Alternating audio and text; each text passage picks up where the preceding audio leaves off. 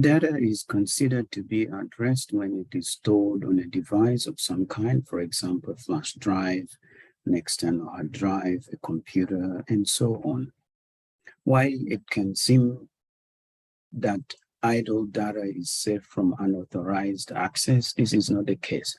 Anyone with access to a device or a network storage can easily grab available data. Consider this, for example, when you save a file on your laptop, it is saved in the same plain text format as created. When anyone opens the file, it is right there, readable. Therefore, to protect this data in this state of storage, the best thing to do is to encrypt it. Data in use is data that is currently being processed, updated, read, or modified. It is not data that is passively stored, as we have seen above. For example, data stored or processed in a readable access memory, a database, a central processing unit are examples in this category.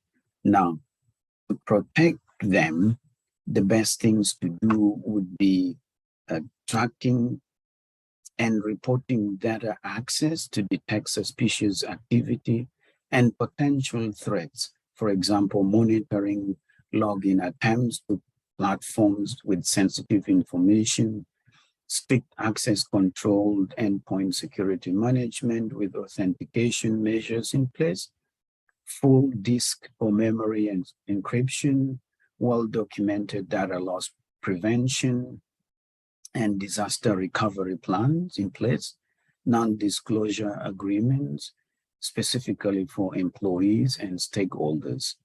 And finally, data in transit, also called data in motion or in transmission, is data that is actively moving from one location to another. This can be across the internet, within a private network, or from one device to another.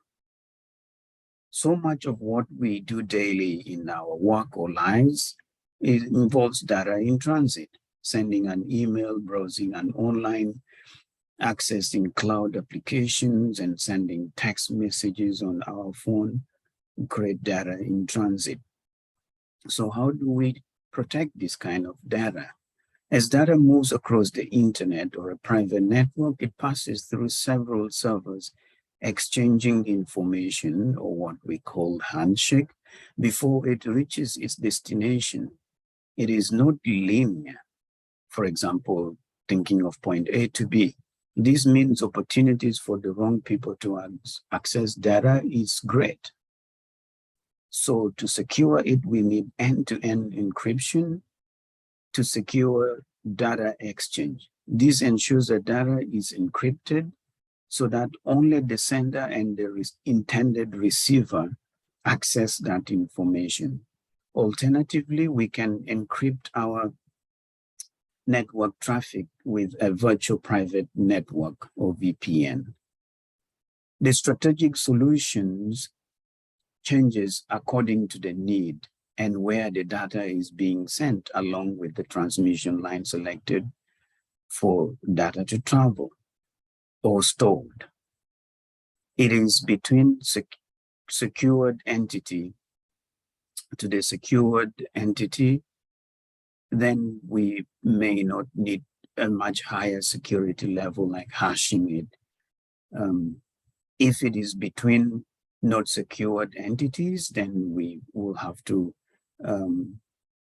encrypt it or use some cryptographic measures to ensure its security. Or for example, if data is too private and it contains personal identifiable information, then we need to roll out many more concerns and alert authorities so this kind of data is closely tracked and monitored.